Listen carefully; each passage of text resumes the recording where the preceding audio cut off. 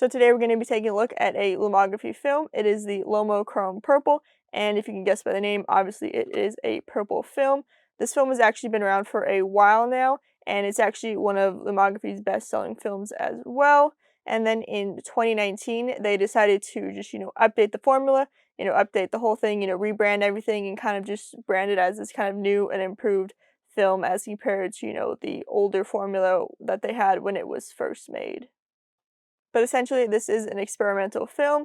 Your blues become greens, greens become purple, and yellows becomes pink. So definitely, a lot of crazy colors in there. And this film also does come in 35, 120, and 110 formats. So you do have a lot of options when shooting with it.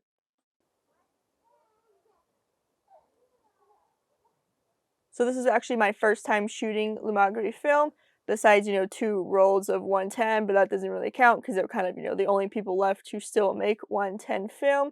But, kind of at a first glance, this film does look, cheaper compared to other brands like Kodak, Fuji, or even, CineStill, just by kind of, like the weird plastic container that the 35 millimeter film comes in. It's definitely kind of strange when you're first loading it.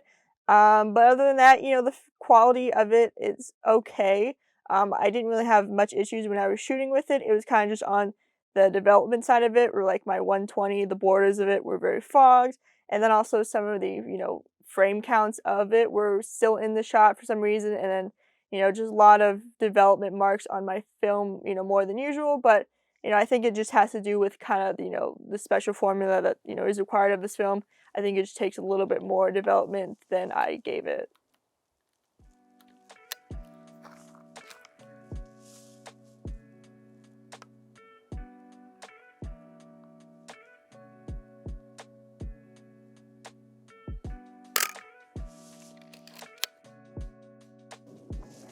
This is a very interesting wall. There's a lot of holes in it that are weirdly placed, but interesting how they got there.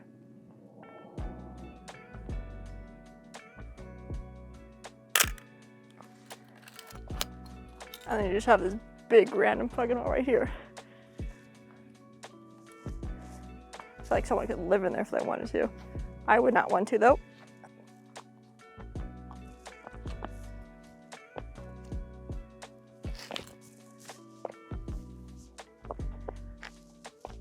Oh, that's cute. Someone put their initials here.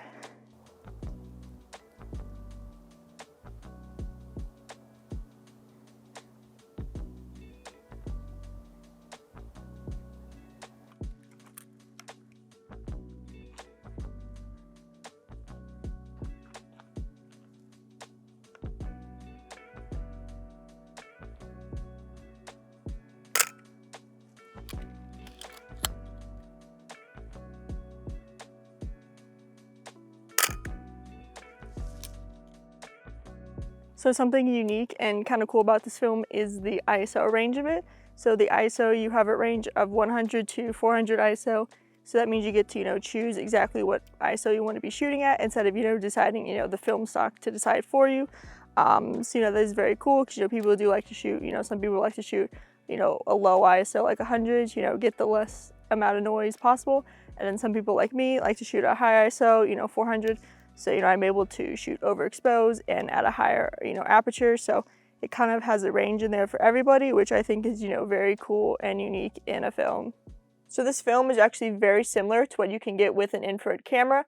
I actually did a video a couple months ago now where I was actually shooting with an infrared camera, and you can check that out. And you will see, some of the results that I got are, very similar to kind of what this film is kind of, the brand of this film is, where like your greens for the trees or like a purple and pink. So obviously, you can easily get those with an infrared camera, but also with an infrared camera, you can get some different results as well. Get some more yellows in there. You can even have like white trees in there as well. So there is still some differences to it, but kind of like the main style of an infrared camera is, very similar to this film. And I think that is kind of what Lomography was going with when they were, coming up with this film. Kind of just seeing, the infrared cameras and thinking, well, why not, try and just do this in film.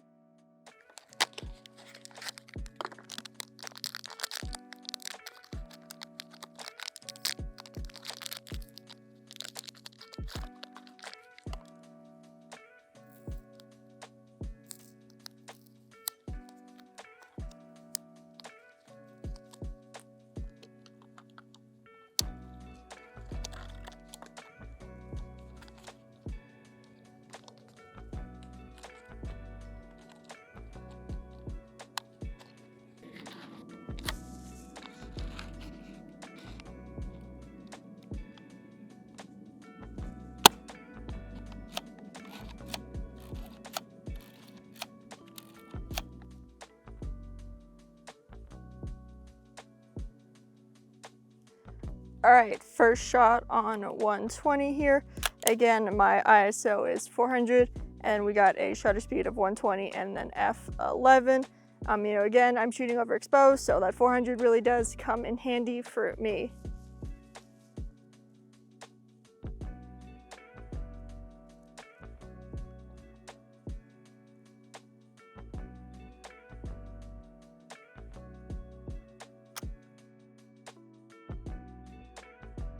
And that was a great first shot to pick.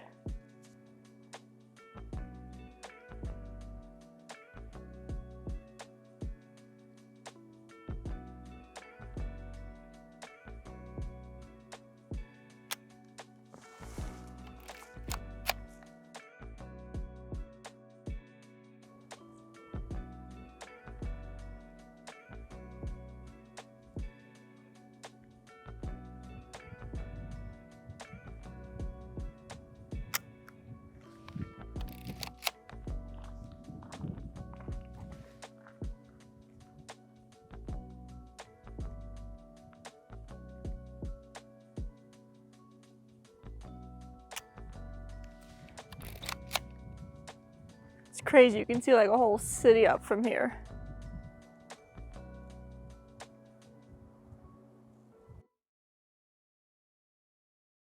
So now we're going to talk about some of the pros and cons of this film. One of the pros is the range of ISO. So with this film, you have the option of shooting ISO 100, 200, or 400, though they do recommend ISO 400 for the best results. Although I was shooting ISO 400 and I didn't really, find it the best results. The grain in the images is a lot more than what I get with other, 400 ISO film like Kodak Ultramax. And, because of that, my images were also a lot softer and not as sharp focus as compared to other 400 films as well. So I didn't really like that, and probably next time I will try shooting 100, see what that is like. But it is still kind of nice that they give you the option of shooting whatever ISO you want. Though technically with other films as well, you do still have that same option when you're thinking about pushing and pulling film. But this one is kind of built into it, so I guess that is still something there. And then the only other pro that I really have is that, it is an experimental film, so the results you get out of this, they're not going to be, the same thing every time. They're going to be, very different from what you can get with a normal film. So if you do like something like that, this would be the perfect film for you. And it's really just about, trying different things and experimenting, which, when you think of it, is kind of what photography really is.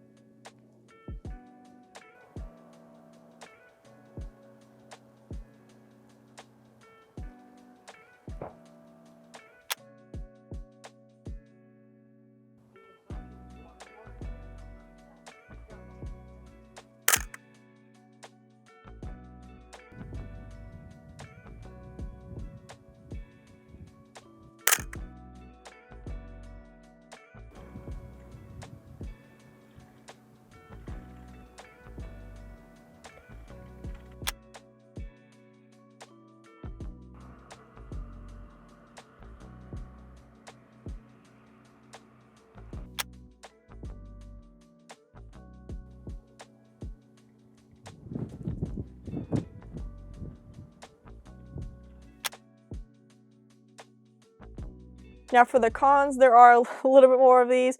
Kind of the first one is it is a very inconsistent film. I think it is because of its experimental nature. It's kind of hard to make it consistent. It's kind of just like every different lighting situation you're in, no matter how small or different it is, you're going to see kind of a drastic change from image to image. So kind of, with normal film, when you look at a whole roll, it is very easy to get kind of a consistent look to your image. But with this film, you don't really get that. So obviously, the more you play around with it and figure out each lighting situation, you'll be able to get more consistent results. But just for shooting this for fun, your images are going to look very drastically different, even if you shoot them like seconds or minutes apart. It is also a very expensive and kind of hard film to buy. Lomography does sell this, but they kind of sell it in 5 and 10 packs, so kind of just buying a single roll or two can be hard. But if you're lucky like me, my local film store does have this, in singles, but it's still, $12 a roll for 35 or 120. So kind of comparing that to other films out there like Kodak, where you can get like a roll for like $6. It is kind of a lot to be spending on, a single roll. So this one I did mention earlier, it is the kind of random and excessive development marks on my film. With developing film, it is expected to get marks on it. No film is going to be perfect every time. But this one, is a lot more compared to, other things that I've gotten before, and just kind of new marks as well that I've never seen. And I just developed, 2 rolls the other day as well, and I didn't have these problems at all. So I think it really is just the film itself and kind of just the experimentalness of it. And it just, is a little bit, probably more delicate than normal film. But some of these marks I did have to, go in and get rid of them because they are, kind of very distracting and take away from the film. And, that's not really something that I want to have to do when I am, developing my own film.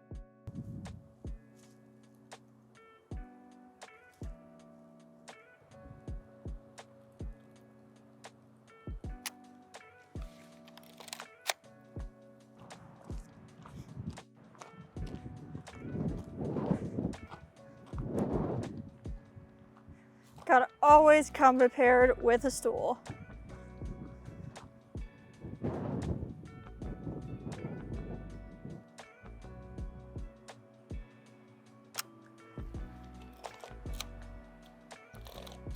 Alright, so that is the last shot on 120.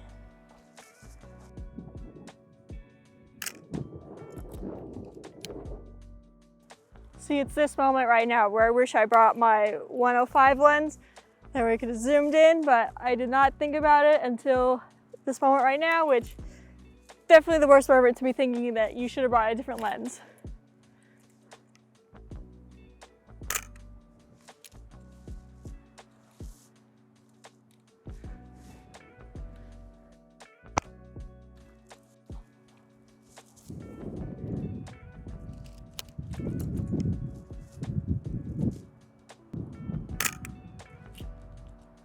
This is actually a good spot though, just did like a 360 and everything I turned. It's a good place to take a picture, but now the problem is how the fuck do I get down? Alright, so that was the last shot on 35. So now it's just time to head back and develop these and check out the results that I got. So this definitely isn't a bad film at all. I actually think it is pretty cool getting these, different results that you would never really get with normal film unless you drastically, fuck something up. But it is definitely has a, learning curve to figuring it out and everything like that as compared to other films as well. I probably wouldn't really shoot this that much unless it's maybe I found like a specific reason to shoot it. But even, trying to think of those specific reasons, I, can't really come up with any. So probably will be a while before I ever shoot this again, maybe never, but who knows. But the cool thing about this is the fact, it is a very experimental film, which I keep mentioning, but the whole thing about experimental is basically, what photography is. Just experimenting, trying different things, doing something different, and you never know, you can try this film out and you actually, might end up enjoying it, and it might, perfectly fit into your shooting style or workflow, and that is, really just the best thing about, trying out films, and also just, the best thing about photography as well.